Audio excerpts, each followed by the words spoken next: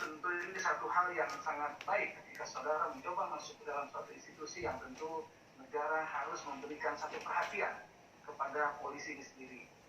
Yang ketiga, kami tahu bahwa tidak mudah masuk ke dalam satu jajaran untuk mendapatkan keterbukaan. Jadi kami yakin suatu keahlian tersendiri untuk masuk dalam satu jajaran yang sangat sensitif dan mereka mau memberikan informasi yang begitu sangat baik dan terbuka, sehingga dihasilkanlah disertasi ini menghasilkan berbagai macam saran. Jadi apresiasi tentu kami berikan kepada apa yang sudah saudara lakukan, dan tentu saya ingin memanfaatkan apa yang saudara lakukan dalam konteks tadi saudara di awal juga menyebut tentang undang-undang kesehatan jiwa. Apa kira-kira dengan turunan yang tadi saudara katakan tentang kesejahteraan psikologi yang dihubungkan memang dalam konteks ini adalah respondennya adalah kepolisian, tapi bicara undang-undang kesehatan jiwa tentu adalah kita bicara masyarakat Indonesia secara umum. Nah, kira-kira dari hasil temuan ini, jika merujuk kepada definisi undang-undang kesehatan jiwa yang tadi saudara kutip, apa yang memang bisa saudara berikan untuk negara ini dari hasil yang saudara dapatkan di dalam institusi lembaga di kepolisian ini? Silakan. Baik, terima kasih Dr. Fidiansa Mursyid Ahmad, SPKJ MPH. Saya akan mencoba menjawab, Dok. Jadi untuk kesehatan jiwa, bagaimana kontribusinya terhadap kesejahteraan psikologis, mungkin seperti itu ya.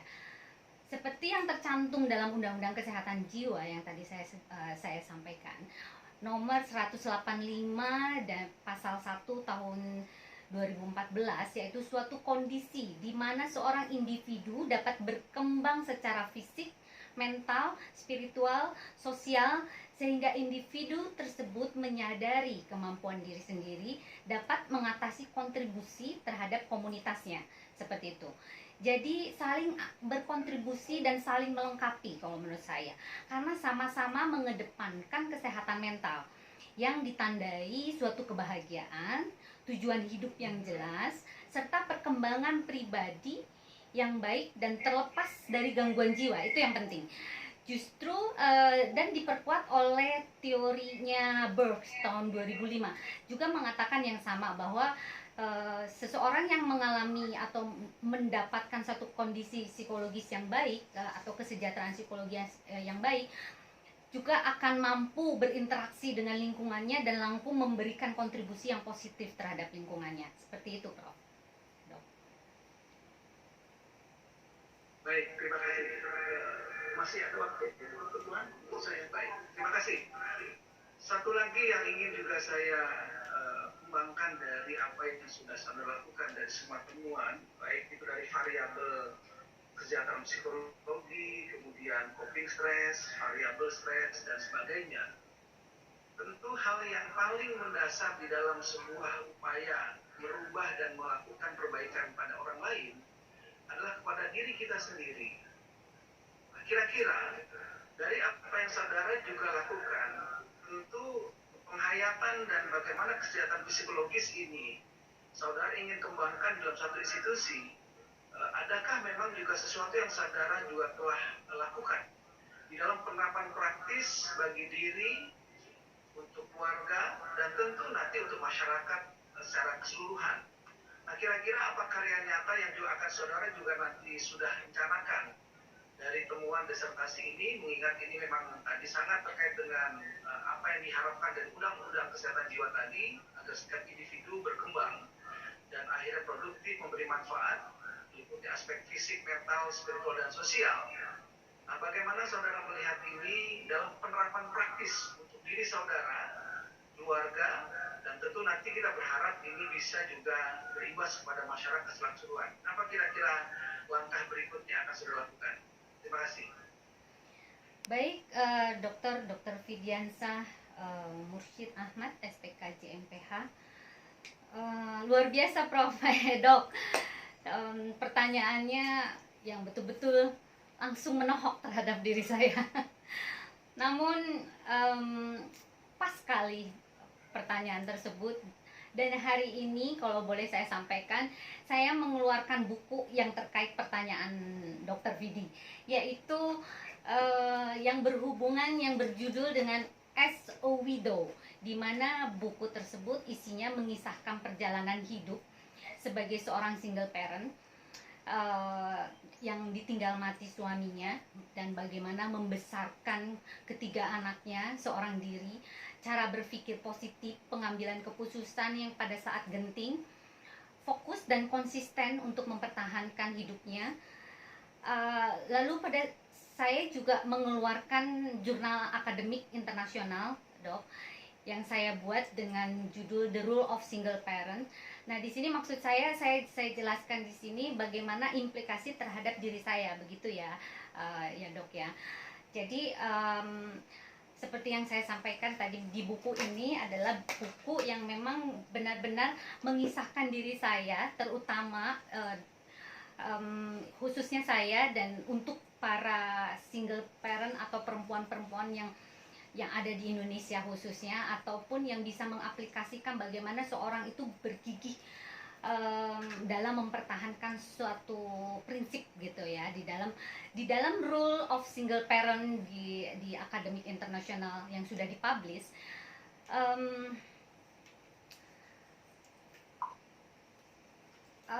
Saya di sana, sebentar, suaranya nggak jelas, bahwa perjuangan, Mas, ada suara ya? Ya, di dalam perjuangan single parent itu tidaklah mudah. Bagaimana dia harus berperan ganda dalam mengatasi kemelut hidupnya, berperan menjadi suami sebagai tulang punggung sekaligus menjadi ibu rumah tangga, mengasuh dan membesarkan anak-anaknya. Biasanya orang lain hanya melihat sekedar di luar saja, menghujat, meremehkan, dan stigma janda itu sangat negatif. Jadi yang berprestasi pun sebetulnya sebagai seorang yang single parent itu banyak sekali. Contohnya saya pendidikan saya utamakan hingga S3, sekaligus memberikan contoh untuk anak-anak saya yang sekarang sudah menjadi dokter, arsitek, dan si bungsu juga calon dokter. Semoga mungkin melalui buku saya ini diharapkan agar merubah stigma negatif terhadap terhadap single parent tersebut, menjadi motivasi buat kita semua, khususnya untuk para single mother yang dapat menghargai proses tersebut. Ini kaitannya dengan kepolisian yang tadi. Jadi polisi itu kan tidak semua laki-laki, ada juga perempuan, yaitu polwan. Juga sama, dia berperan ganda bagaimana orang tersebut bisa memisahkan antara karir dan rumah tangga serta bagaimana membesarkan anak ini. Peran ganda itu sangat sulit, bagaimana dia harus bisa memberikan satu inspirasi terhadap anaknya, membagi waktu antara karir dengan mencari uang dan sebagainya. Ini saya terapkan kepada para polwan khususnya di polda-polda tersebut, bahwa orang harus mempunyai prinsip itu ya harus konsisten, apa yang menjadikan dan fokus terhadap apa yang kita sampaikan. Seperti itu sih, Dok. Baik, terima kasih. Saya kira dua hal ini semakin meyakinkan saya apa yang saudara telah lakukan di dalam disertasi ini telah menemukan berlian-berlian yang sangat berarti, dan kami yakin juga saudari sudah mencoba untuk memanfaatkan momen kita ujian seperti ini melalui daring. Tentu saya yakin juga saudari sudah punya inspirasi bagaimana di tengah perbatasan ini kita tetap harus segera memberikan kesejahteraan psikologis pada seluruh tatapan, baik dalam konteks perbatasan, tapi kita tidak abaikan atau tidak terlena dengan situasi, tetap kita maju, dan semoga kata kunci kesejahteraan psikologis yang saudara angkat ini bisa menjadi sesuatu yang bermanfaat bagi kehidupan bangsa dan negara ini, wujud bisa maju dari setiap. Terima kasih. Saya kembalikan kepada Dr. Terima kasih kepada Dr. Fidiansyah Mursyid Ahmad selaku oponent ahli dari luar atas pertanyaan dan bantahannya. Kita lanjutkan dengan penguji berikutnya, yaitu saudari Profesor Dr. Suprapti Esma'am, psikolog, sebagai bintang UPI untuk mengajukan pertanyaan dan bantahan. Silakan, Dok. Terima kasih. Saudari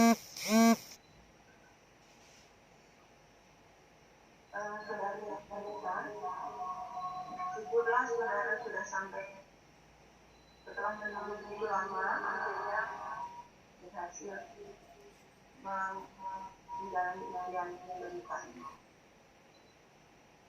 Pendidikan tentang polisi memang sangat penting karena polisi itu sekarang menjadi sorotan.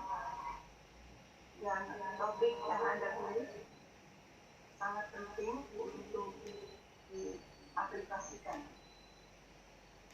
Nah, saudara di awal menceritakan bahwa harusnya polisi itu mengikuti Tribrata. Harusnya dia berlaku seperti itu. Namun kenyataannya banyak yang tidak demikian. Lalu saudara membuat penelitian di mana stres itu yang berkontribusi terhadap kesejahteraan psikologis. Tapi hasilnya menunjukkan bahwa jumlah itu kecil. Dan itu juga didukung oleh penelitian yang saudara baca, yaitu dari Lesmana. Bisakah saudara menjelaskan faktor apa yang menyebabkan hasilnya itu tidak seperti yang tadinya saudara tanyakan? Baik. Apakah karena sampelnya, apakah karena apa? Ya. Silakan. Baik, terima kasih Profesor Dr. Supratni S. Markam. Saya akan mencoba menjawab, Prof. Jadi di era globalisasi seperti sekarang ini tidak dapat dipungkiri bahwa tuntutan pekerjaan itu semakin ketat dan sulit. Bahwa tuntutan pekerjaan yang mengikuti alur, maka individu juga bisa tergoncang. Yang tidak mengikuti alur maksud saya, yang mengakibatkan tekanan atau terancamnya dalam menjalankan sebuah pekerjaan. Akhirnya polisi tersebut yang tidak bisa mengikuti tersebut bisa stres gitu ya. Seperti yang disampaikan juga oleh Spielberger dalam Burnout 2001 kalau nggak salah, aspek stres itu bisa terjadi karena tekanan pekerjaan administratif dan organisasi, dan stres fisik dan psikis gitu. Itu didukung pula oleh Max Bulla dan Lesmana tadi, Prof. Dan Yunus 2011 mengatakan juga hal yang sama, bahwa stres tekanan kerja yang tinggi maka kurang signifikan dalam mendapatkan kesejahteraan psikologis, melainkan harus melalui coping stress sebagai mediatornya. Itu juga diperkuat oleh Goi 2012, Prof. Jadi overload peran ketidakcukupan peran atau faktor organisasi dalam menyebabkan kesehatan emosional, maksudnya emosional yang buruk. Oleh karena itu variabel-variabel tersebut ada hubungannya namun kurang signifikan, Prof. Jadi kurang signifikannya ada indikasi pada saat pengisian kuesioner itu adanya kurang kejujuran gitu, dan barangkali dia menjaga image atau takut terkena sanksi oleh atasannya, Prof. Jadi di situ dibagus-bagusin, Prof. Dibagus-bagusin pada saat pengisian kuesionernya di situ. Dan yang kami gunakan di sini adalah teknik survei atau kuesionernya adalah dari Polystress survei. Jadi karena kurangnya kesejahteraan psikologis yang mengakibatkan stres tersebut dapat melakukan satu di luar batas kenormalan, Prof. Jadi sebuah contoh di sini kasus yang baru saja terjadi, sudah divonis bahwa ada polisi aktif yang menyiram air keras kepada Novel Baswedan. Itu salah satu contohnya saja. Jadi polisi-polisi tersebut yang melakukan hal-hal di batas luar kenormalan seperti itu. Sekian, Prof. Kenapa?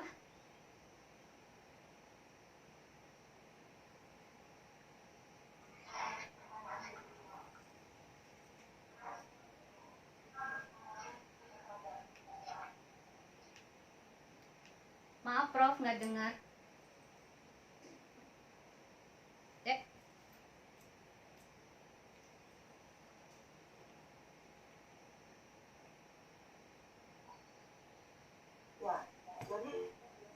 jawabannya kan kurang jelas suaranya.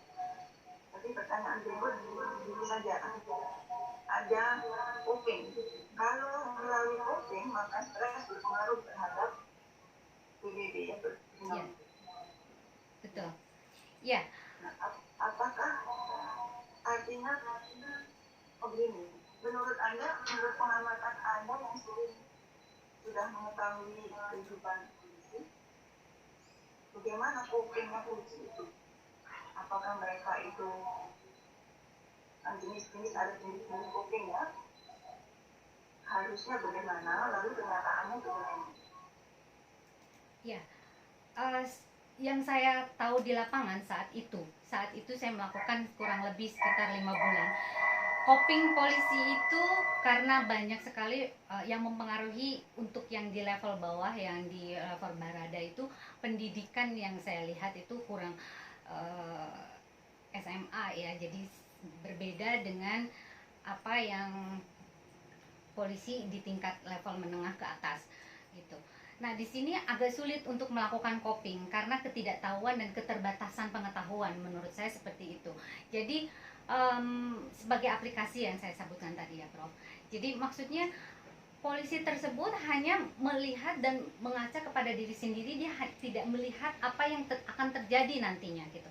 Jadi coping ini sangat mempengaruhi apabila orang tersebut juga berpengaruh kepada level-level pendidikan. Dan polisi yang kurang melakukan satu coping tersebut apabila tingkat stresnya tinggi, seperti itu.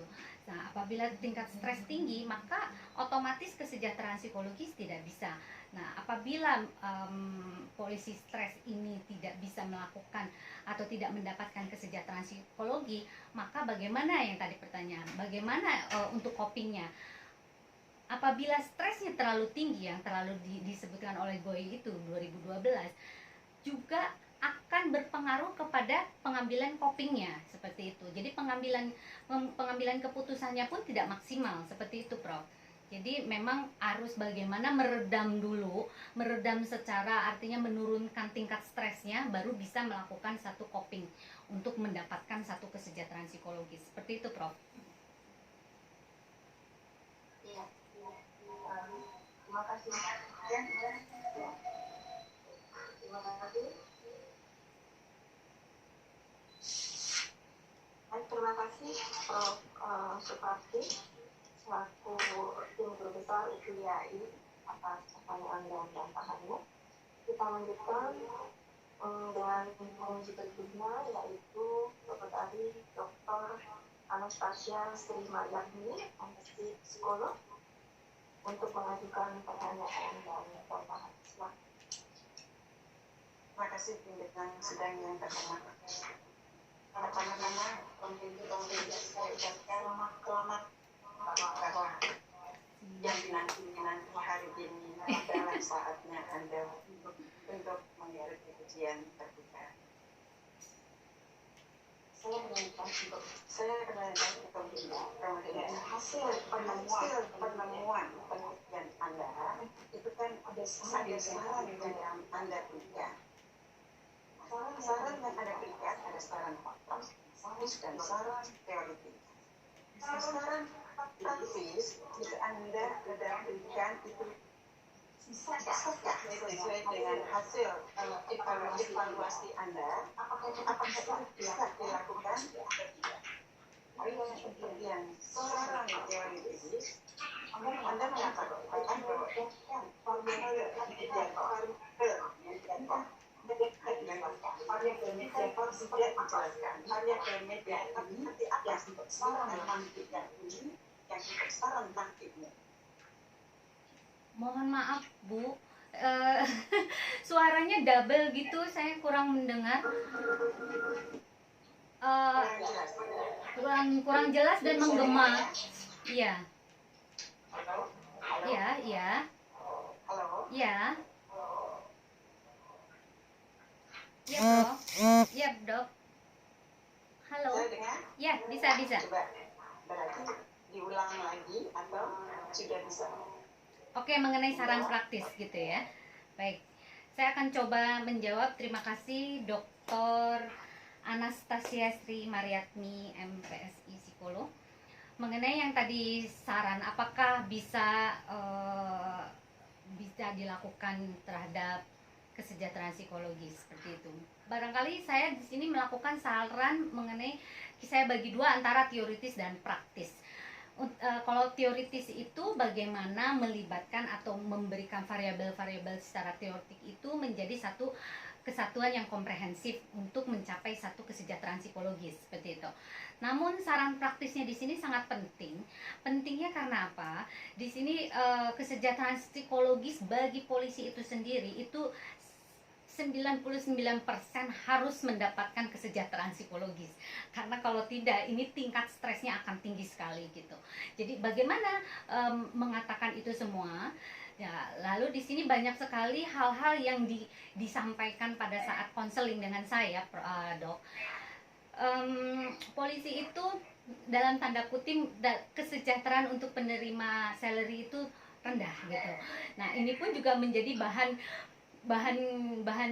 apa ya, pemicu stres untuk polisi itu sendiri gitu. Jadi selain tadi yang saya sampaikan juga bahwa polisi kurang mampu untuk melakukan satu coping, juga salah satunya tingkat pendidikan dan sebagainya.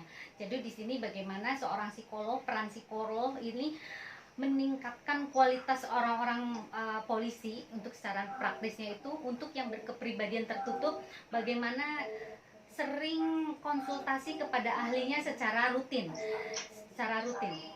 Bisa jelas? Tingkat kualitas hidupnya juga, Prof, Dok, harus ditingkatkan kembali gitu.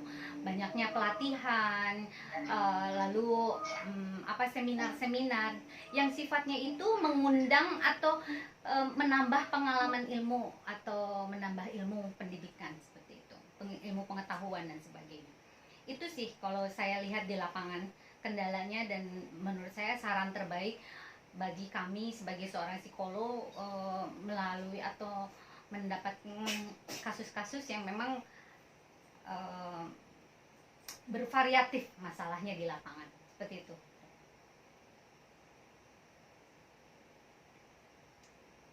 Cukup.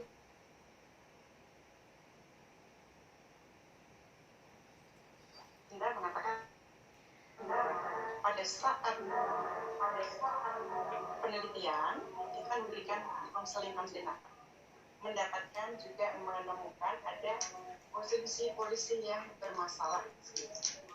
Teknik konseling apa yang Anda lakukan pada saat penelitian ini untuk memberikan konseling pada polisi yang bermasalah? Satu lagi sekalian ya. Nah, secara psikologis atau berdasarkan ke kajian psikologi, nah di sini kan ada dan juga menemukan tadi katanya ada polisi itu yang melanggar peraturan.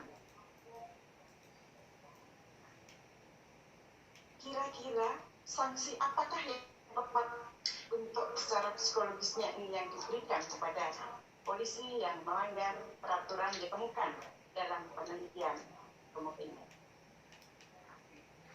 Baik.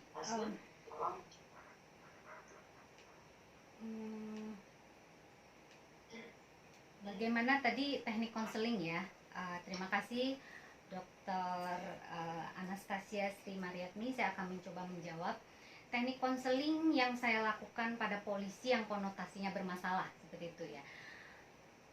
Ada beberapa teknik yang saya lakukan melalui classical counseling maupun konseling secara perorangan dengan pendekatan persuasif, memposisikan sebagai teman bukan sebagai seorang psikolog, agar mereka merasa tidak seperti diintegrasi seperti itu, dengan memberikan motivasi secara umum dan sedikit penyuluhan yang ke arah yang diarahkan kepada pimpinan polisi saat itu. Jadi lalu menggunakan hipnoterapi agar polisi merasa nyaman dan rileks, karena selalu defense terhadap dirinya sendiri dan tidak mau terbuka gitu. Kenapa? Karena polisi tersebut takut merasa bahwa kalau kita terbuka itu akan terjadi apa ya, lebih mempersulit hidup dia gitu. Bisa jadi dipindahkan pekerjaannya atau pemecatan dan sebagainya, ada indikasi ke sana. Jadi yang saya lakukan dalam 2 sampai 3 kali pertemuan di sana, membuat janji di tempat yang sudah disepakati, yaitu di kantor Polda yang sifatnya tertutup. Setelah konseling berakhir, saya buatkan semacam personal agreement yang isinya berjanji tidak akan melakukan hal-hal yang serupa merugikan orang lain maupun diri sendiri. Yaitu mungkin dari perjanjian itu saya sisihkan kepada divisi Propam Mabes Polri, yaitu bagian pengamanan dan profesi yang memang menangani divisi orang-orang atau polisi-polisi bermasalah di situ, untuk dipantau dan diberikan reward jika polisi tersebut itu ada perubahan secara signifikan yang baik, ya, yang memang benar-benar dan berprestasi. Artinya kalau memang dia sudah berubah, kita pun harus mengapresiasikan seperti itu, Dok. Gitu. Jadi mohon satu lagi boleh diulang, saya nggak dengar tadi yang satunya. Halo,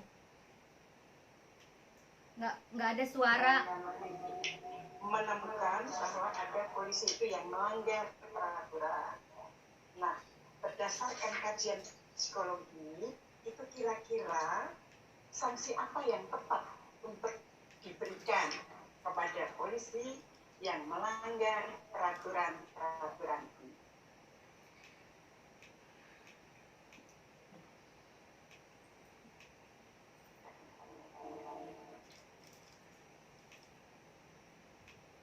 Halo, Bisa dengar? Halo? Sanksi Halo? psikologis apa yang bisa didapatkan? Halo? ya, ya. Halo, sanksi psikologis ya. Baik,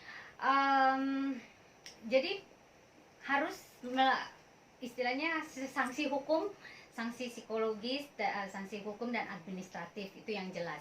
Karena sanksi itu tetap harus ada pendampingan, secara oleh psikiater maupun psikolog, karena pada saat itu banyak sekali terjadi istilahnya mempengaruhi. Halo,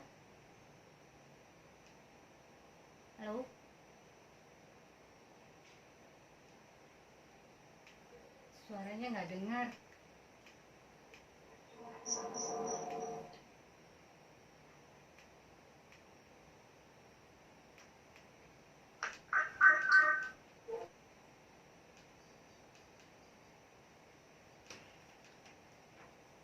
Suaranya jelas nggak jelas? Mohon izin, Burita. Iya. Mohon izin kalau misal ada headset, bisa dipakai headset supaya suaranya bisa terdengar. Ini udah jelas. Jelas ya? Ya, udah jelas. Ya. Mungkin Ibu Burita suaranya bisa agak keras karena masuk kita kurang keras. Ya.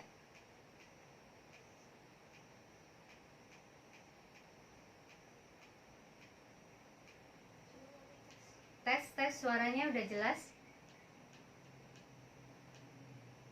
Oke, jelas?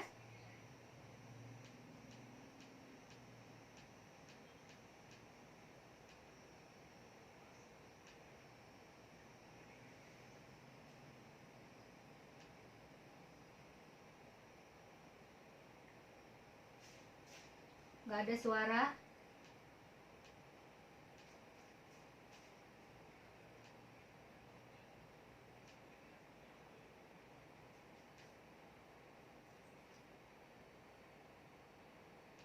Nggak ada suara?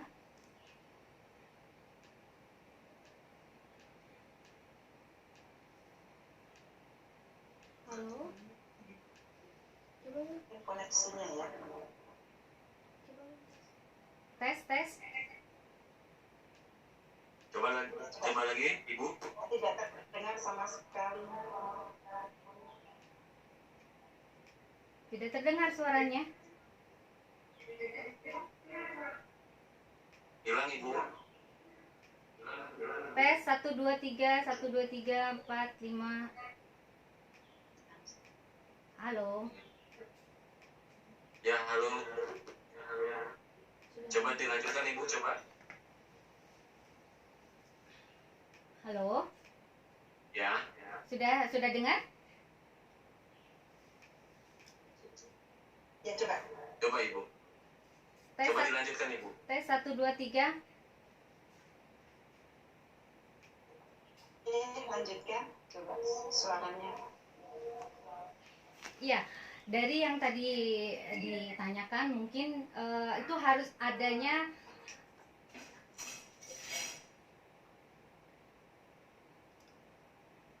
mati lagi.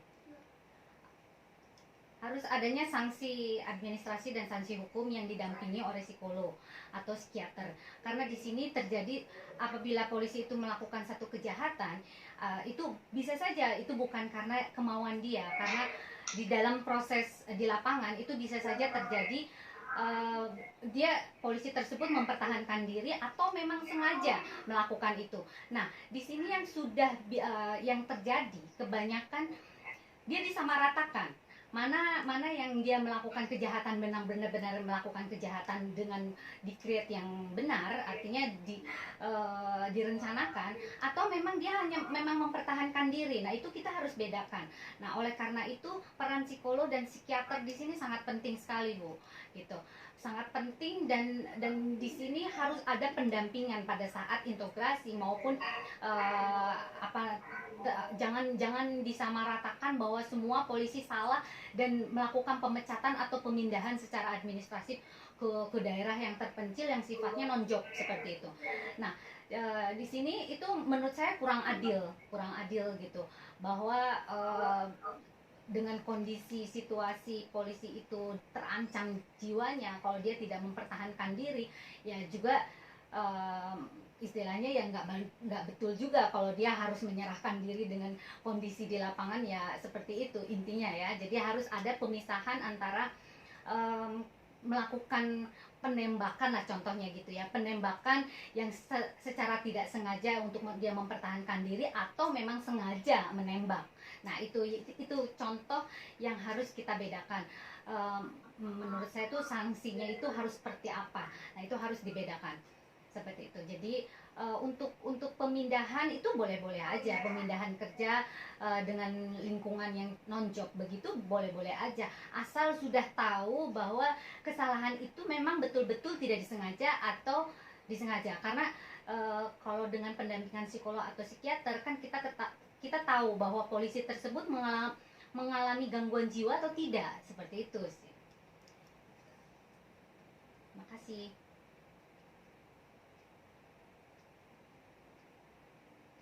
Cukup saya kembalikan kepada pimpinan sidang yang terhormat. Terima kasih Saudari Dr. Anastasia Sri Margani atas pertanyaan dan bantahannya. Terakhir adalah dari saya sendiri selaku ketua penguji ingin mungkin memberikan masukan ya, kemudian rekomendasi, juga mungkin sedikit ada hal-hal yang mungkin minta dijelaskan ya. Yang pertama, Saudari Lita, saya mungkin di antara teman-teman yang lain di sini penguji mungkin yang pertama kali melihat disertasi saudara. Jadi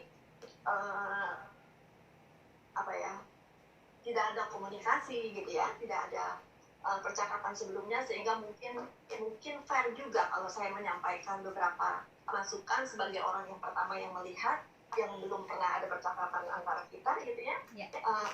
Mungkin bisa melihat hal-hal yang sedikit missing gitu ya, atau hal-hal yang positif dan yang kekurangan dari sini. Nah, yang pertama saya mencatat bahwa memang disertasi saudari ini bersih gitu ya, kalau saya katakan ini clean ya, artinya untuk sebuah disertasi saya mengalami beberapa kali sidang pengujian bahwa in term of penulisan, pegawai saudara juga menyampaikan teori, analisis, interpretasi data sampai ke konklusi, itu memang jelas, ya. Dan relasinya juga jelas. Jadi itu kelebihannya yang saya lihat, gitu ya. Nah, namun demikian saya juga menemukan, gitu ya, ada di sini mungkin ada gap, gitu ya, ada missing points yang saya sebagai orang yang pertama kali melihat disertasi ini, begitu melihat daftar isi, gitu ya, kemudian di sini teori sangat dalam, gitu ya, sangat clear. Saudari juga membahasnya dengan luas dan dalam, gitu ya, dan sangat dimengerti sekali. Tapi begitu terlihat sekali begitu masuk kepada pemilihan kasus, ya. Dalam hal ini saudari kan memilih bahwa pengaruh stres dan kepribadian tertutup terhadap kesejahteraan psikologis melalui mediator coping stress pada kelompok polisi. Ya. Nah, di sini penjelasan saudari mengenai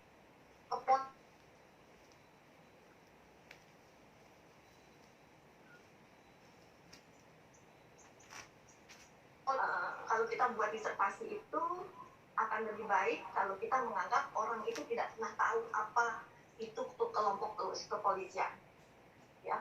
Misalnya apalagi yang dia misalnya levelnya bagaimana, kemudian problem identification-nya seperti apa yang ada di sana, ya. Kemudian solusinya yang sudah terjadi seperti apa, mungkin itu bisa di-describe, gitu ya. Nah, itu saya lihat di daftar isi memang tidak tergambar, kemudian di dalam konten pun kelihatannya belum disentuh banyak, jadi hanya di touch terkait dengan teori-teori yang saudari disampaikan. Jadi mungkin masukannya akan lebih baik kalau saudari tambahkan sebagian kecil saja di bagian tinjauan mengenai kelompok kepolisian itu seperti apa, masalahnya seperti apa, kemudian dari identifikasi masalah itu, oleh karenanya kemudian saudari tertarik untuk melakukan penelitian, gitu ya. Itu masukannya mungkin bisa melengkapi apa yang sudah saudari buat untuk disertasi saudari. Nah, kemudian yang kedua juga itu masih mengenai terkait dengan apa ya, saya mau menyampaikannya ini mungkin metodologi penelitian. Jadi bagaimana cara saudari menentukan memilih Polda Metro Jaya sebagai purposive sampling yang saudari ambil, gitu ya. Mungkin bisa dijelaskan sedikit latar belakang kenapa tidak Polda yang lain, gitu. Saudari kan kemana-mana juga ya, gitu ya, dengan pengalaman yang ada, kenapa saudari kemudian menetapkan untuk mengambil Polda Metro Jaya ini sebagai responden. Silakan. Baik, terima kasih Profesor Dr. Insinyur Sri Astuti Indriati. Kenapa saya mengambil Polda Metro Jaya? Karena menurut saya ini sangat cocok untuk melakukan pendataan. Karena di Polda Metro Jaya ini adalah termasuk Polda yang grade-nya itu A atau A+ atau A khusus, di mana dikatakan metro atau Polda Metro, artinya mencakup seluruh Polres itu sangat luas seperti itu. Jadi sangat baik dan sangat cocok menurut saya, supaya apapun yang terjadi di dalam miss ataupun miss yang terjadi di kepolisian itu semuanya itu komplit gitu. Jadi skupnya itu memang luas dan lebar, dan ini adalah satu-satunya Polda yang memang mempunyai kekhususan, yaitu yang disebut dengan Polda Metro Jaya itu, metronya itu gitu, Prof. Dan satu lagi, ini wilayah ini mencakup luas, itu termasuk Jakarta Barat, itu seluruh Jakarta Barat, Selatan, Utara, Pusat dan sebagainya. termasuk Bekasi Kota, Bekasi Kabupaten, Depok, Pelabuhan Tanjung Priuk, Bandara Soekarno-Hatta, dan Kepulauan Seribu. Jadi ruang lingkupnya memang betul-betul besar. Jadi inilah cocok untuk melihat seluruhnya bahwa kasus tersebut memang ada dan kompleks gitu. Jadi permasalahannya itu memang complicated sekali dan ini perlu dibenahi. Mudah-mudahan tidak hanya di Polda Metro Jaya saja, tapi seluruh polda yang sudah saya kunjungi pun sebetulnya kasusnya itu hampir sama seperti itu, Prof. Hanya yang membedakan kalau di daerah itu memang ada yang daerah konflik, ada yang daerah yang memang benar-benar memang kota gitu ya. Nah, itu mungkin kalau di kota problemnya berbeda. Nah, yang di daerah yang konflik itu juga berbeda juga. Nah, permasalahannya ini adalah di alam, kondisi alam yang membedakan itu sih, Prof. Dengan budaya dan kebiasaan yang ada di sana. Seperti itu, Prof. Baik, penjelasannya sangat jelas yang saudari sampaikan. Tapi apakah ada di dalam disertasi saudara? Ada ya? di pelaksanaan Pedro Metro Jaya. Mengapa saudara mengambil Polda Metro Jaya sebagai pilihan? Ada. Sebagai pilihan. Ada, Prof. Ya, dengan karakteristik dan kompleksitas permasalahan yang tadi saudari sampaikan, ya. Mungkin itu menjadi latar belakang mengapa saudari memilih Polda Metro Jaya. Ya. Itu mungkin yang dipertegas kembali. Nah, kemudian yang selanjutnya masih seputar metode penelitiannya. Nah, di sini juga saudara menyatakan bahwa dalam memilih responden, saudara langsung menetapkan 277 responden yang melakukan pelanggaran. Boleh nggak dijelaskan? Karena saya juga membaca di sini tiba-tiba saudara menyampaikan pilihan dari responden saudara adalah mereka-mereka yang sudah terkelompok melakukan pelanggaran, gitu ya, tanpa ada penjelasan sebelumnya. Ya sudah pasti sih logikanya memang kalau melakukan pelanggaran pasti bermasalah, gitu ya. Itu logik intinya. Tapi sekali lagi kita menulis disertasi. Jadi tentunya apa yang ada di pikiran kita itu harus kita tuangkan, mungkin begitu. Nah, mungkin silakan dijelaskan mengenai penetapan itu.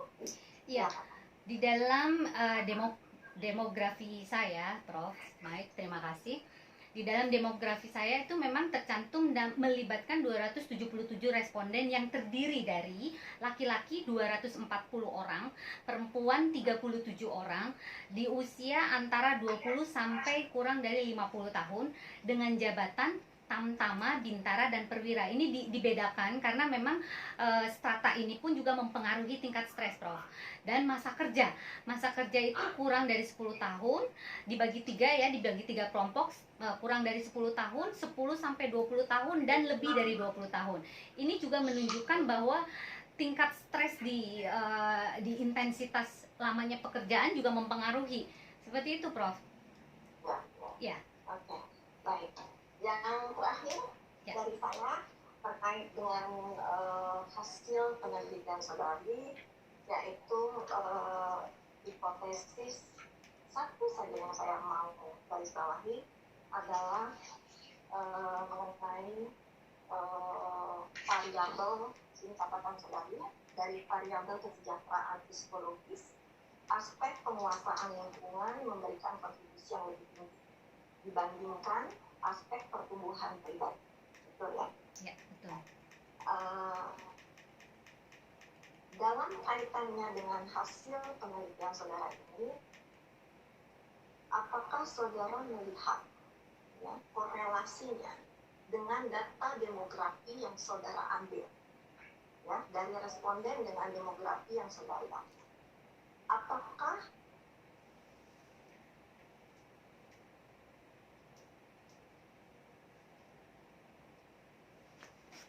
dari kesejahteraan psikologis ini, maka kalau dari pertumbuhan pribadinya itu yang paling kecil, ya. Nah, itu terkait dengan esensi pengalaman dan esensi usaha. Apakah ada relevansinya dengan masa kerja? responden saudara kan masa kerjanya banyak yang kurang dari 10 tahun ya. Betul. Nah itu sampai mencapai 55,2%. Ya. Apakah menurut saudara, menurut saya tentunya ini berhubungan langsung Ya. ya, dengan demografi, responden demografik yang saudara ambil, maka hasilnya menyatakan demikian. Ya. Menurut saudara bagaimana? Ya, terima kasih Prof. Indri. Saya akan mencoba menjawab. Di sini variabel tinggi rendahnya yang saya jelaskan tadi lebih dahulu, yaitu kesejahteraan psikologis itu pertumbuhan pribadinya itu sangat rendah dan pertumbuhan penguasaan lingkungannya cukup tinggi. Di sini kenapa pertumbuhannya pribadi sangat rendah? Itu ada korelasi bahwa di dalam pertumbuhan pribadi, artinya orang tersebut, polisi tersebut itu tidak mau dalam tanda kutip mengembangkan dirinya itu dengan lebih mengeksplor dirinya. Dia berusaha untuk ya sudah terserah, saya ikutin aja deh apapun menurut SOP dan sebagainya. Jadi dia tidak punya hasrat dalam tanda kutip untuk bagaimana orang tersebut memperoleh pendidikan atau ilmu-ilmu lain seperti itu. Oleh karena itu ada hubungannya dengan kesejahteraan psikologis yang tadi. Kalau orang yang tidak mampu untuk melakukan perubahan dalam dirinya, itu akan sulit untuk mendapatkan satu kebahagiaan. Kalau menurut saya seperti itu. Dan penguasaan lingkungan yang tinggi itu pun juga ada korelasi bahwa apabila si polisi tersebut mampu melakukan satu hubungan baik terhadap lingkungannya maupun terhadap teman sejawat, itu pun juga akan mengaruhi sangat besar. Oleh karena itu korelasi kedua ini adalah sangat tinggi, di mana hubungannya dengan lama pekerjaan. Jika dia memang menyukai atau pertumbuhan pribadinya itu cukup baik, dia akan tetap stay dan dia akan mencari ilmu dengan sendirinya, dengan berusaha dengan apa ya istilahnya, tanpa harus disuruh sama orang atau apapun itu. Jadi ada kemauan dan inisiatif sendiri bagaimana mengembangkan dirinya gitu, Prof. Tapi yang terjadi di lapangan yang saya lihat yaitu pasrah. Karena apa dianggap karena tadi kembali kepada nilai salary yang dia dapat. Nilai salary yang dia dapat itu rendah, yang dia hanya cukup 2 minggu saja dari hasil yang saya pantau dan dari hasil yang saya korek gitu ya di dalam konseling itu, dia selalu hampir 80% mengatakan bahwa gaji saya kecil, Mbak, katanya seperti itu. Jadi gaji saya cukup hanya untuk makan, Mbak. Bagaimana saya harus seminar, harus saya belajar ke sini mau makan aja susah katanya gitu. Jadi ini adalah satu nilai menurut saya memang ada korelasi yang sangat tinggi gitu, Prof. Baik. Berarti dengan kata lain, saya boleh mengatakan bahwa kalau saja responden yang saudari ambil mungkin yang memiliki pengalaman yang lebih panjang gitu ya, prosentasenya lebih tinggi yang di antara mungkin lebih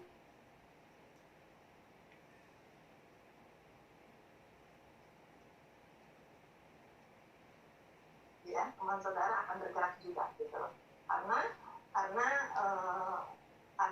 sampel yang diambil tadi menunjukkan bahwa berhubungan erat dengan hasil yang saudara ambil. Nah, dengan demikian sebaiknya mungkin dalam melakukan analisis tadi, coba dicari titik-titik lemah tadi, kemudian direlevansikan dengan data-data demografik yang saudara ambil. Karena data demografik itu bukan cuma diambil semata-mata hanya untuk diambil, tapi untuk dikorelasikan dengan hasil penelitian saudara. Oh, berarti karena seperti ini, itu kan why ya, kenapa seperti itu, ya. Nah, itu yang mungkin bisa membantu menjelaskan, gitu ya, menjelaskan kepada siapapun yang membaca disertasi saudari nanti, gitu loh. Yeah. Oh, oke, berarti itu berhubungannya itu untuk memperkaya saudari punya disertasi. Saya rasa itu tambahan. Ada lagi di sini juga terkait dengan variabel stres juga, itu mungkin ada hubungannya juga dengan gender issue ya. Karena saudari kan mengambil memang sampelnya kan memang banyak laki-laki ya. Laki-laki. Dan di situ indikator terkait fisik dan lain sebagainya memang tidak ada gitu loh, atau bukan tidak ada, sangat minimal, karena memang yang banyak laki-laki yang ditanya gitu loh. Jadi aspek itu tidak keluar juga. Jadi hal-hal yang terkait dengan demografik itu banyak hubungannya dengan hasil penelitian yang saudara ambil untuk memperkaya analisis saudara. Jadi itu aja masukan dari saya, mungkin bisa sedikit menambah rekomendasi atau hasil analisis dari yang sudah saudara buat. Baik, itu saja pertanyaan dari saya, dan closing dari sesi pengujian yang saudara laksanakan untuk sidang promosi dan sidang terbuka pada hari ini. Bapak Ibu tim penguji kalian yang kami hormati, kalau sudah tidak ada pertanyaan lagi, kita lanjutkan dengan sesi berikutnya. Hadirin yang saya hormati, dengan telah selesainya pertanyaan dan bantahan dari para penguji, sidang saya tunda guna memberikan kesempatan kepada tim promotor dan para penguji untuk memberi penilaian. Kami persilakan tim penguji untuk memberikan penilaian, dan saudari Promovenda dipersilakan untuk istirahat.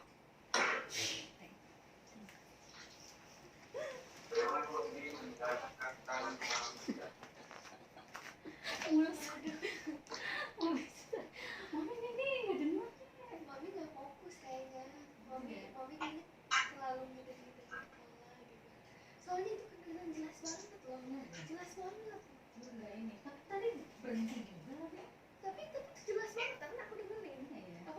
Aku tahu semua pertanyaannya. Tapi mami ya kan? Mami takut berhenti. Enggak, dia mendep loh deh. Berhenti dia. Aku enggak, masa Iya. berhenti? Mami kayaknya gitu. Karena aku kan dari tadi nemenin mami di situ. Aku dengerin semuanya. Berhenti deh. Pinter tuh yang Dia lah profesor. Tapi bagus. Iya, Tapi jawaban mami oke kan? ada yang miss juga sih. Kamu ini nggak kedengeran gitu. Masa sih? Pertanyaannya apa tadi kamu bilang? Itu pertanyaan siapa yang pertama-tama sih? Tadi Prof kayaknya nanya 2 kali deh itu.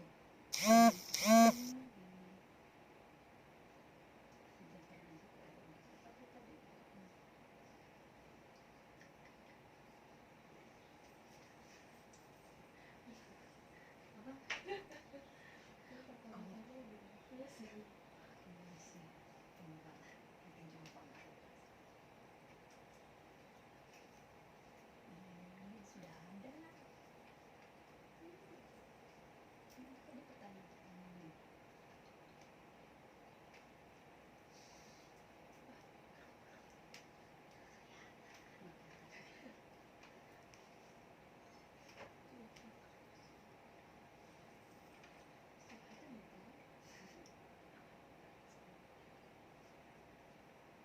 Tapi nggak jadi banget kan?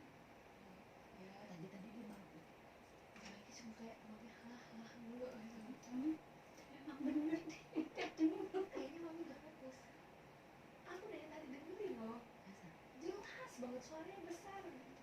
Tapi memang suara mami tuh kayak apa ya? Gitu. Masa sih? Kenapa ya bisa begitu?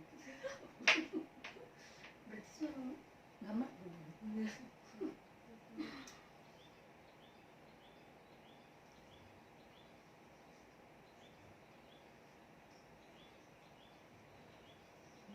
Mami kok asli begini gimana dong? Ini tuh harus ditempel nih kak deh.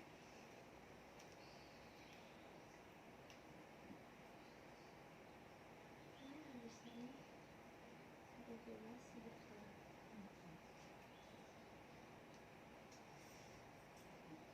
Pinter banget tuh dia. Aku gak kepikiran loh.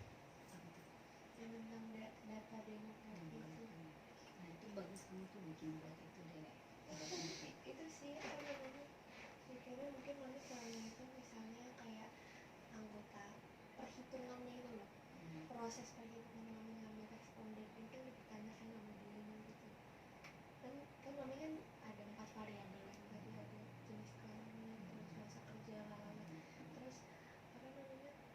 mungkin ada pertanyaan itu sebenarnya di Polda itu tuh ada berapa gitu loh, kayak jumlah Jumlah seluruhnya itu berapa dan kena perhitungan mami tuh kenapa 277 kayak Oh, dia persis nanyanya begitu. iya kenapa persis 277 yang mami ambil gitu loh dari sekian banyak. Dari 2000, dari 1500 itu sebetulnya. Nah iya Iya. itu harusnya tadi mami Oh, iya. ngejelasin tentang itu apa namanya jumlahnya itu Iya, iya. berapa, terus perhitungannya tuh kenapa segitu, kenapa mami Tapi ngambil katanya segitu. nggak usah.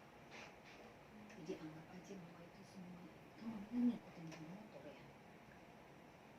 Gitu. Promotor yang bilang nggak usah, nanti ditanya mana ininya hasil ininya. Nah itu dia dia nanya kan Repot lagi gitu. Padahal kan itu dari 1500 diolah, yang ada yang valid dan tidak valid gitu loh. Ada yang memang benar-benar jawabnya jujur dan tidak, tapi dari 277 aja jawabannya nggak jujur gitu loh. Udah. Ya, itu yang tadi bilang. Nah, itu yang kita tanyakan juga. Ya harusnya ya dari seluruh yang saya ini kan tuh sekitar Mami tuh proses pengolahan datanya yang Hmm. ditanya itu. Soalnya kan itu kan angkanya persis ya 277 gitu. Kan kecuali mami kuesioner, bagiin kuesioner. ya memang gue sih Oh kuesioner. iyalah. Terus kayak yang valid-validan itu apa? Jadi ada yang nggak diisi, ada yang diisinya asal-asalan, ada yang Ya iya harusnya mami nyari. itu dari Kasih tahu. 1500 itu ditampung yang benar-benar valid itu 277. Nah, Itu iya. kuesioner itu pakai silver itu. Nah mami harusnya ngasih tahu kayak begitu. Kita ditanya. Terus tadi yang itu yang mana korelasinya yang gender issue. Keren ya, bawa pintu, Baru profesor. kelihatan jenuh bawahnya. Dan itu cantik banget loh. Iya, kelihatan sih dari situ juga. Nanti mama ngomongnya di situ. Terima kasih pada Prof. Indri. Saya hanya kita belum pernah melihat secara langsung gitu. Tapi saya sudah sering banyak mendengar bahwa Prof adalah profesor yang cantik gitu. Biarin aja. Mami jangan nyanjung gitu nanti yang lainnya pengen disanjung. Kan ada juga itu nanti. Bahkan ada yang ini apa namanya yang modis itu profesor modis gitu loh. Siapa profesor? Yang modis, yang ada yang energik, ada yang ini gitu loh, kan beda-bedain. Ya semua harus diuji.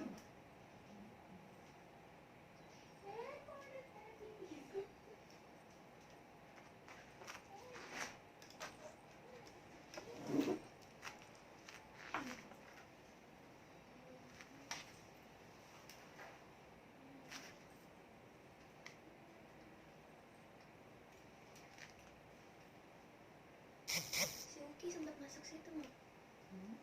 Makanya. Ini mama belum ditulis nih.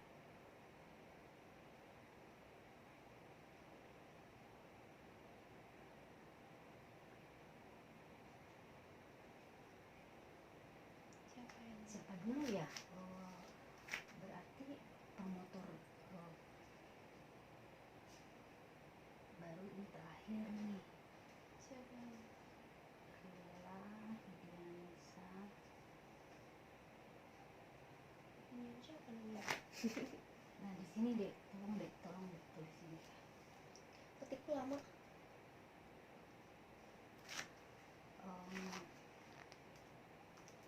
Belum kepencet.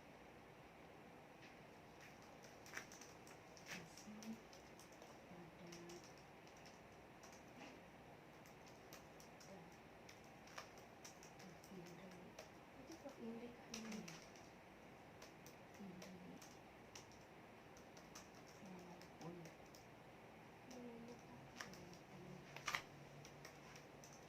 Saya sudah bisa merasakan kecantikan dalam kepintaran Anda.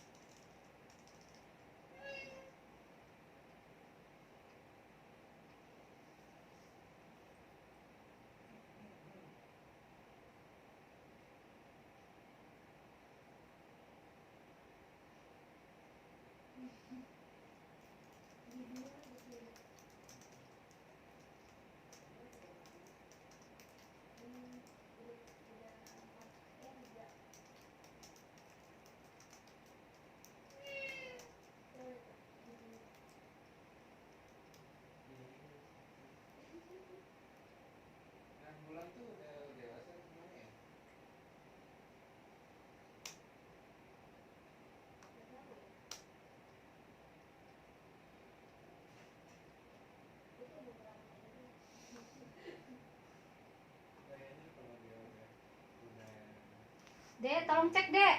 Apaan? Ini nih, kok nggak ada suaranya? Udah itu kah? Lagi istirahat kali. Coba. Sampai jam berapa?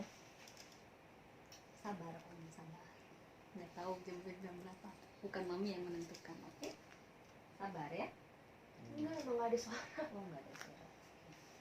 Udah itu aja deh. Terima kasih kepada Prof. Indri, walaupun baru bertatap muka sekarang ini, namun saya sering sekali mendengar dan melihat sendiri sekarang ini bahwa Prof. Indri merupakan sosok yang benar-benar smart dan cantik, walaupun tertutup facial. Terlihat dari pertanyaan dan masukan yang Prof sampaikan tadi merupakan saran yang sangat bagus sekali. Terima kasih Prof. Salam kenal dari saya Lita Gading, dan terima kasih sudah berkenan hadir di sidang promosi saya. Iya deh ya. Bukan berkenan hadir dong, bilangnya berkenan jadi ketua. Oh iya. Ya sidang. Berkenan jadi ketua ya. Dia bukan sekedar hadir. Kok salah ini deh? Waduh. Bawah ya, bawah. Mami suka panik kalau kayak gini. Loh, kok bukan sayang? Banyak ya. Banyak dong.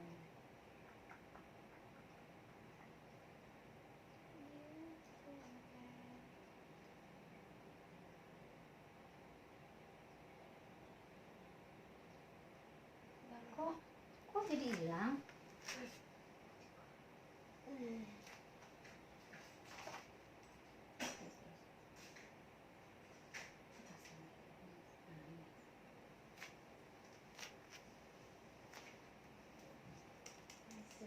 Berkenan menjadi ketua sidang ya?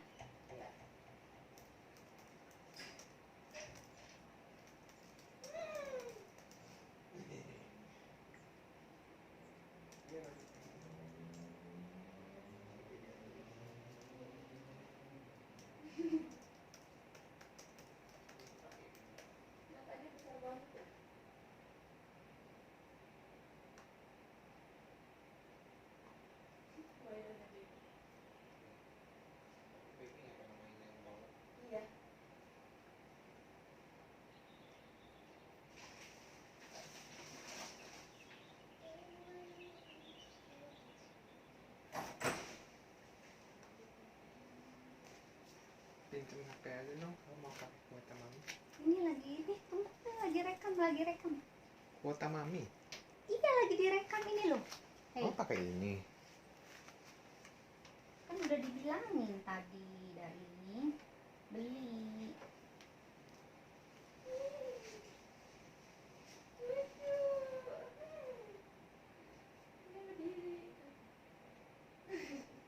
Ekor.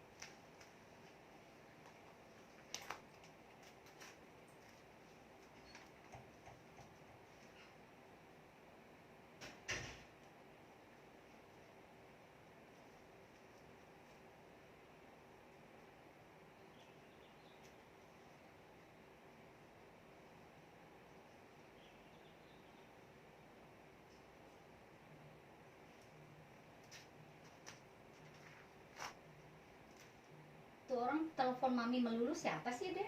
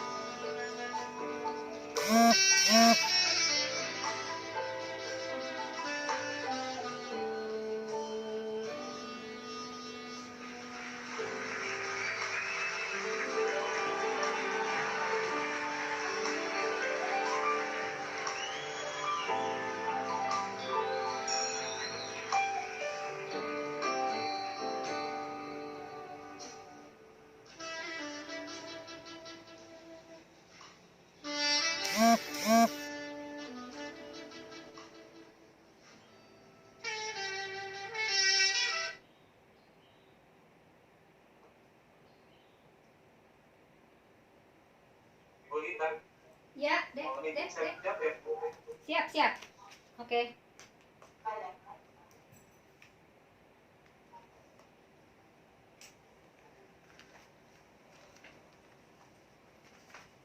Sudah masuk belum? Sayanya udah masuk atau belum? Ini, Mbak. Oh, nanti ini.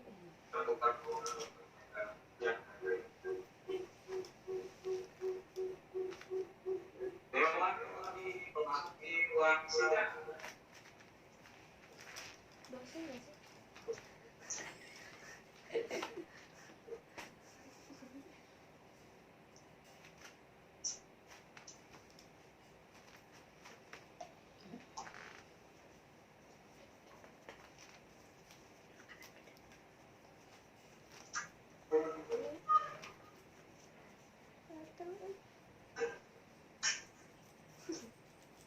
Mami sama tangannya.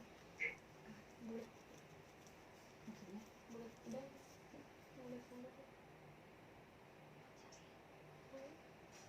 Baik, kami persilakan.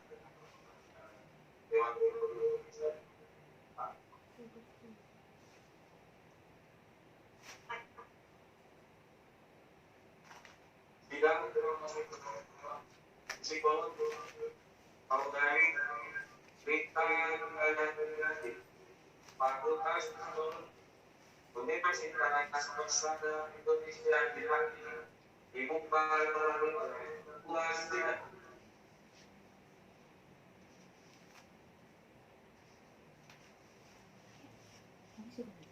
Belum.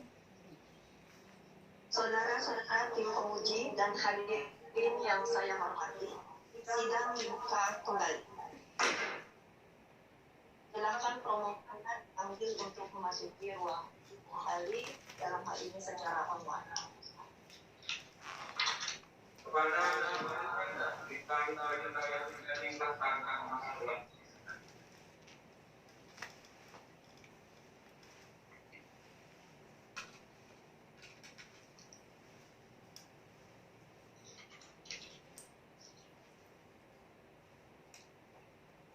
Saudari Promoprenda, tim penguji telah bersidang mempertimbangkan nilai-nilai perangkat mata kuliah, rata-rata ujian disertasi, yang terdiri dari ujian proposal disertasi, ujian hasil penelitian disertasi, dan ujian rapor disertasi, serta ujian promosi pada hari ini.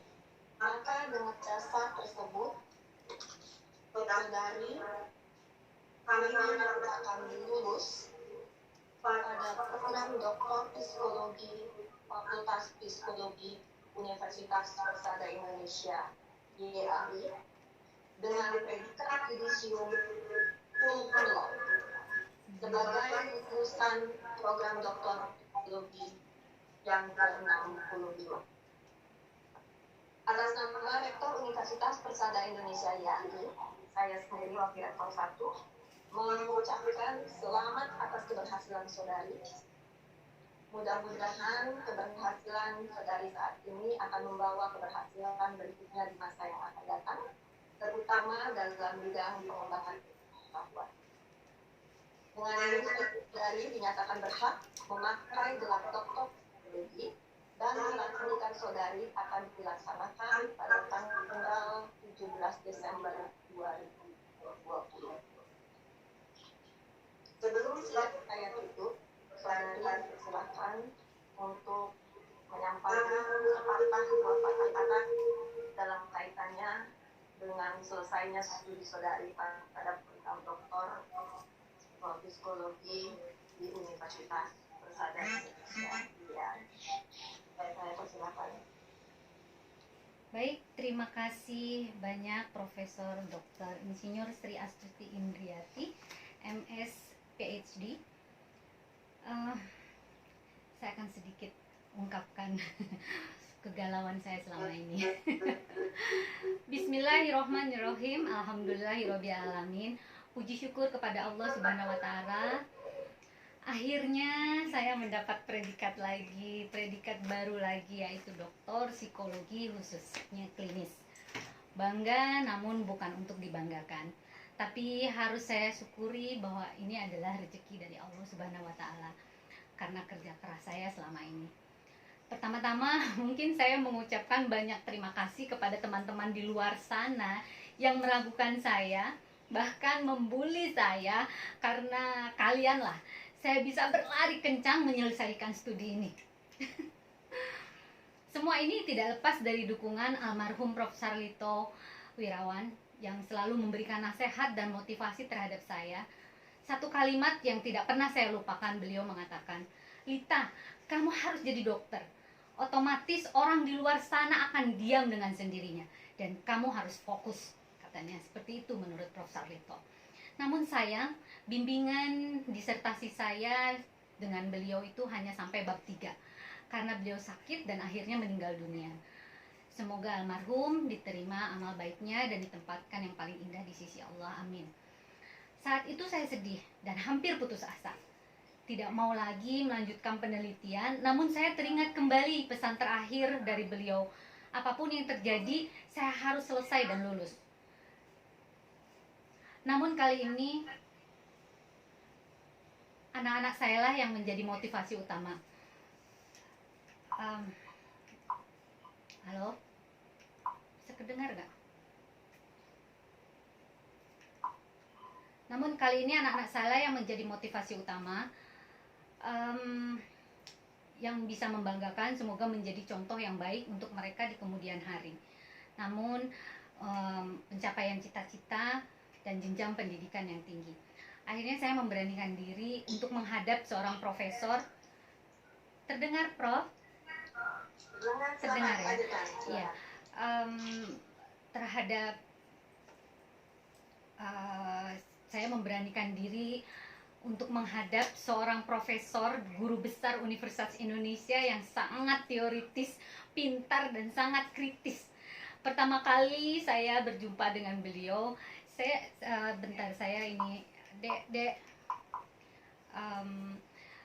berjumpa dengan beliau itu saya deg-degan dan takut sekali. Kalimat pertama yang beliau ucapkan kepada saya, "Kamu itu cocoknya jadi model, tapi bahasa kamu terlalu ngepop." Tapi beliau adalah seorang dokter yang saya kagumi, yaitu Dr. Suprapti S. Markam. Ini gambarnya. Oke. Tapi dari beliaulah saya banyak belajar tentang teori-teori psikologi. Dan hebatnya lagi, beliau tuh hafal di luar kepala tentang teori-teori tersebut. Walaupun penelitian saya harus diganti judul baru, pure klinis kata beliau, dengan berat hati saya menggantinya dan mulai lagi dari nol. Namun saya tidak menyesal. Bahkan saya sangat berterima kasih yang sebesar-besarnya kepada Prof. Suprapti Markam. Tanpa beliau saya tidak akan meneliti, mengkaji, mengobservasi, menghipnoterapi, bahkan mengkonseling sebuah institusi besar yang sangat ketat dan yang tertutup, yaitu Kepolisian Republik Indonesia, dengan subjek penelitian saya adalah polisi. Ya, semua ada hikmahnya sih. 7 bulan lamanya kami menunggu SK penunjukan beliau sebagai promotor. Namun sayangnya beliau tidak bisa melanjutkan untuk bimbingan mahasiswa khususnya S3 karena usia beliau yang tidak memungkinkan lagi. Bukan begitu, Prof. Prapti? Terima kasih Prof. Prapti atas semua kritik dan bimbingannya selama ini, dan saya akan terus belajar menjadi seorang Lita Gading yang bisa bicara secara akademisi dan tidak ngepop lagi. Dan Semoga Prof selalu diberikan satu kebahagiaan dan kesehatan. 3 bulan lamanya saya menunggu SK pengangkatan promotor baru. Namun kali ini Tuhan benar-benar sayang sama saya. Dan akhirnya saya diberikan seorang ibu peri yang baik hati, yang sangat mengerti akan kegalauan mahasiswanya terutama terhadap saya. Beliau seorang profesor yang sangat modis, cantik, dan dengan ketelitiannya hingga titik koma pun beliau mengkoreksinya dengan sangat luar biasa. Keren banget, Prof. Saya bersyukur di balik lika-liku perjalanan penelitian saya ini, Allah memberikan kebahagiaan, kenyamanan, dan penuh rasa percaya diri. Di bawah pantauan promotor saya yang saya sangat kagumi, beliau adalah Profesor Dr. Tri Ratnamurti MM Psikolog. Aduh Prof, terima kasih sudah membimbing saya menjadi teman curhat saya yang baik sekali. I love you Prof. Kepada Dr. Rira Sofitriana MSc Psikolog selaku co-promotor saya yang selalu berpenampilan energik dan bersemangat dalam membimbing disertasi saya selama ini. Walaupun sulit ditemui karena kesibukannya yang begitu padat dan intensitas kami sangat sedikit sekali bertemu dengan beliau, tapi tetap mencapai target apa yang kita bicarakan dalam hal bimbingan. Jadi saya ucapkan sekali lagi terima kasih Bu Rila, semoga terus menularkan energi positifnya kepada kami semua. Nah sekarang kepada Dr. Fidiansa Mursyid SPKJ MPH, juga tak kalah penting bagi saya untuk perjalanan karir. Seorang yang sering muncul di televisi sebagai narasumber kesehatan mental, beliau juga adalah seorang psikiater yang ngetop. Saya merasa tersanjung, merasa terhormat dengan kesibukan beliau yang begitu padat sebagai Direktur Pemecahan dan Pencegahan dan Pengendalian Masalah Kesehatan Jiwa dan Nafsa ya Dok ya, di Kementerian Kesehatan, berkenan untuk menjadi oponen luar. Beliau selalu memberikan informasi terkini dalam pencapaian kelengkapan penelitian saya. Seorang yang berdedikasi tinggi sekaligus mantan dosen saya saat saya S1. Berselang tahun kemudian kami dipertemukan kembali di sidang promosi ini. Semoga bukan suatu kebetulan, namun atas izin Allah kami dapat berkolaborasi kembali. Mudah-mudahan selepas ini ikatan kerjasama dan bisa terjalin lebih erat lagi ya Dok ya. Amin. Sekali lagi saya mengucapkan banyak terima kasih yang sebesar-besarnya Dr. Fidi. Mudah-mudahan diberikan selalu ujangan-ujangan yang sangat berfaedah buat saya. Suatu kejutan bagi saya, seorang dosen yang sangat ramah dan baik di sidang promosi saya sebagai sekretaris penguji. Beliau adalah Dr. Anastasia Sri Mariatmi MPSI Psikolog. Walaupun saya belum pernah mendapatkan pengajaran atau bimbingan secara langsung dari beliau, namun saya sering berinteraksi dan berdiskusi masalah HIMSI karena beliau aktif di Perhimpunan Psikologi Indonesia yang kita cintai ini. Bukan begitu Bu Anas? Terima kasih Bu atas kesediaannya pagi hari ini. Mudah-mudahan terus ada hubungannya kerjasama yang baik nanti di HIMSI gitu ya. Terima kasih juga kepada Prof. Indri, walaupun baru bertatap muka sekarang ini, namun saya sering sekali mendengar dan melihat sendiri sekarang ini bahwa Prof. Indri merupakan sosok yang benar-benar smart dan cantik. Keren banget. Walaupun tertutup sama visual tapi tetap terlihat luar biasa. Pertanyaan dan masukan yang Prof berikan atau yang Prof sampaikan tadi itu merupakan saran yang sangat bagus sekali. Dan terima kasih Prof. Salam kenal dari saya, Lita Gading. Dan terima kasih sudah berkenan menjadi ketua sidang promosi pagi hari ini. Dalam penyusunan disertasi banyak sekali kendala dan lika-liku, terutama dalam merancang analisis data. Namun karena beliau yang membimbing dengan sabar hingga menggiring saya menjadi seorang doktor psikologi. Beliau adalah Dr. Kuncono Teguh MM. Seorang dosen yang sangat easy going dan dekat dengan mahasiswanya. Saya pun merasa terbantu sekali dengan penyusunan statistik yang membuat kepala saya pecah. Namun ada beliau, saya dimudahkan semuanya. Terima kasih banyak Pak Kun. Semoga kita terus menjadi dan menjalin kerjasama yang baik nantinya. Amin. Nah, keberhasilan saya sekarang ini juga tidak lepas dari kedua orang tua saya yang sudah melahirkan dan membesarkan saya sehingga menjadi wanita yang kuat, tahan banting, yang mempunyai karakter yang tidak pantang menyerah. Terbukti saya mampu membesarkan anak-anak saya seorang diri. Setelah 15 tahun yang lalu suami saya dan atau ayah dari anak-anak ketiga anak saya, Dr. Tasya, Boy seorang arsitek, dan si bungsu Manda adalah calon dokter.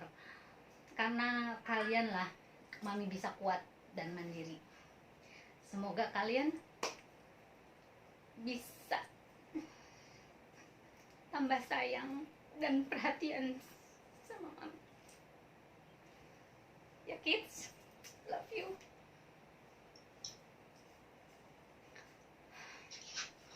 Juga terima kasih yang tak terhingga kepada seseorang yang saya cintai, yang saya kagumi, yang saya kasihi, yang baik hati. Namun saya belum bisa mengatakan namanya, yang selalu memberikan dukungan baik moral, material, dan serta membantu persiapan segala sesuatunya ini dari mulai saya masuk kuliah sampai sekarang menjadi seorang dokter psikologi. Semoga ada niat baik yang segera direalisasi. Itu harapan saya. Jangan digantung gitu. Baik, terima kasih kepada Bu Anizar, Pak Nyoman, Pak Zainuddin, dan dosen-dosen yang telah mengajar saya selama ini. Semoga diberikan kesehatan dan kebahagiaan. Dan tak lupa saya ucapkan juga terima kasih kepada Mas Toro, Bu Ida, Mbak Yanti, Ibu Erdin, Mbak Dila, Mbak Wanti, dan masih banyak lagi yang nggak bisa saya sebutkan satu persatu yang membantu saya dalam hal administratif kampus selama ini. Terima kasih juga kepada teman-teman seprofesi, ada Mas Eko, Mas Catur, Fitri, Lisa, Bu Milda, Mbak Dini, Mbak Holly, Mbak Nur, Pak Wing, Pak Cai, Mbak Lastri, dan Mbak Tika Bisono. Itu teman-teman seangkatan saya. Semoga bisa nyusul ya, agar kita sama-sama berjuang memajukan kampus yang tercinta ini. Dan tidak lupa saya juga ucapkan terima kasih banyak kepada Lita Gading Consultant. Ya, saya itu bukan siapa-siapa kalau tidak didukung oleh tim saya yang sangat luar biasa, yaitu tim Jakarta, Bandung, Medan, Batam, Surabaya, Bali, Riau, dan Malaysia. Hey guys, love you. Jaga selalu kekompakan dan tetap solid dan tetap sayang dan perhatian sama saya. Walaupun saya suka cerewet, tapi untuk kebaikan kalian semua dan untuk memajukan Lita Gading Consultant menjadi bendera kita sama-sama dan mencari uang untuk kehidupan kita. Oke guys, dan thank you kepada Bang Risman yang selalu mensupport saya di dalam tim saya. Juga kepada teman-teman artis dan wartawan yang bergabung dalam Persatuan Artis Film Indonesia, Parvi. Ada Mama Alisio Johar, Pong Haryatmo, Mbak Paramita Rusadi, Mas Anjas Mara, Mbak Nadia Mulya, Gusti Randa, Mary Riana, Soraya Hak, ada juga dari TV One, Trans 7, ada semua TV-TV swasta yang sudah bergabung. Terima kasih juga kepada para wartawan, ada Cek and Recheck, semua tim reporter, dan love you. Kalau tidak ada kalian, Lita Gading nggak ada apa-apanya, tidak ada berita. Tapi beritanya bagus. Oke. Dan yang terkhusus yang selalu mendukung pekerjaan saya dalam penelitian disertasi saya ini, yang saya hormati kepada seluruh perwakilan Mabes Polri, Polda Metro Jaya, Finlogistik, Telkom Indonesia, Angkasa Pura, Pusdiklat Polri, Bapak Budi Prakoso, dan seluruh tim PLN yang hadir, dan masih banyak lagi yang tidak bisa saya sebutkan satu persatu. Kepada Bapak Prabowo Subianto, kepada Jenderal Polisi Bapak Tito Karnavian, Irjen Pol Timbul Silain, Maijen TNI Purnawirawan Yahya Satcawirya, dan seluruh tim PLN yang hadir juga, terima kasih atas semua dukungannya. Bapak-bapak di sini adalah orang-orang yang sangat berjasa untuk karir saya. Saya juga terus disupport dalam penelitian ini, didampingi oleh orang-orang yang memang pas dan kompeten di bidangnya, juga membuat saya menjadi lebih percaya diri lagi untuk kedepannya nanti. Dan yang terspesial saya sampaikan juga terima kasih kepada Bapak Michael Kurniawan selaku owner Optik Tunggal yang telah mensponsori penerbitan buku saya, dan beliau adalah seorang yang sangat murah hati sebagai donatur tetap di panti-panti binaan saya selama ini. Semoga akan dilipat gandakan rezekinya oleh Allah Subhanahu wa Ta'ala dan selalu diberikan kesehatan, amin. Dan saya juga mengucapkan banyak terima kasih kepada penulis buku saya, buku yang bagus dan inspiratif dari kisah perjalanan hidup saya pribadi.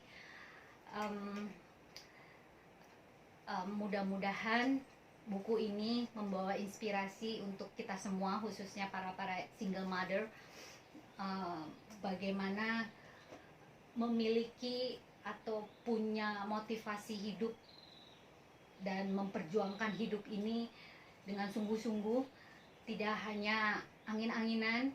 Yang sudah saya terapkan di sini adalah fokus dan konsisten dengan pilihan saya, yaitu tetap saya menjadi single mother dan tetap saya fokus kepada anak-anak, memperjuangkan anak-anak sampai ke titik mereka mampu dan mandiri, seperti itu. Nah, sekian curahan hati saya. Semoga apa yang saya sampaikan, baik suatu kebahagiaan, kebanggaan, sampai kesedihan, bisa menjadi luapan hati yang positif. Dan ilmu yang saya dapatkan bisa bermanfaat untuk semua orang. Mohon maaf apabila ada kehilafan saya yang disengaja maupun tidak selama saya kuliah di kampus tercinta ini. Sekian, terima kasih. Wabillahi taufiq wal hidayah. Assalamualaikum warahmatullahi wabarakatuh.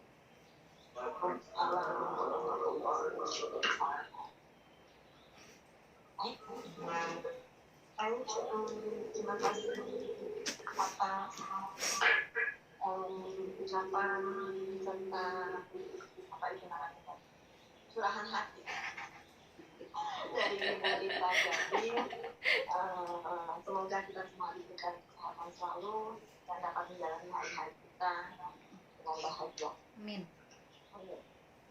Baik, dengan mengucapkan syukur kehadirat Allah Subhanahu wa Ta'ala dan terima kasih yang tidak terhingga kepada seluruh sidang Profesor Doktor Universitas Persada Indonesia YAI, maka sidang terbuka ini dinyatakan selesai dan ditutup.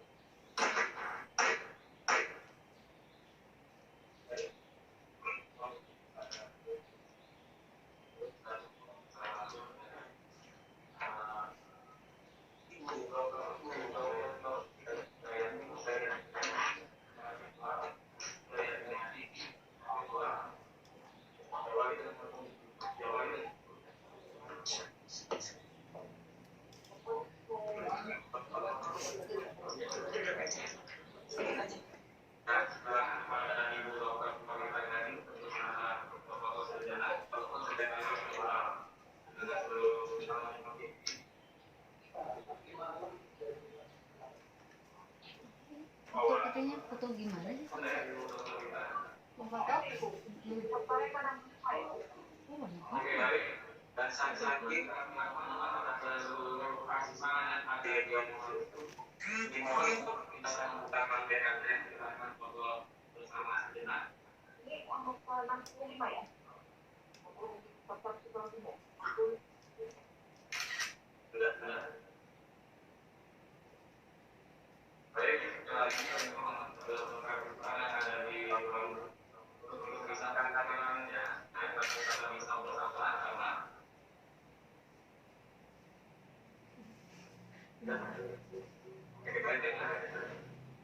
Baik, silakan untuk yang sudah membuka kamera untuk bisa bersama dengan kunci dan untuk kami persilakan. Jadi, satu, dan disertasi semua. Jadi, siapa? Oke, baik. Baiklah, selamat kami ucapkan kepada Dr. Hidayat Hidayat. Semoga ilmu yang diperoleh bermanfaat bagi beliau, keluarga, fakultas, dan teman-teman masyarakat. Akhir kata dari kami,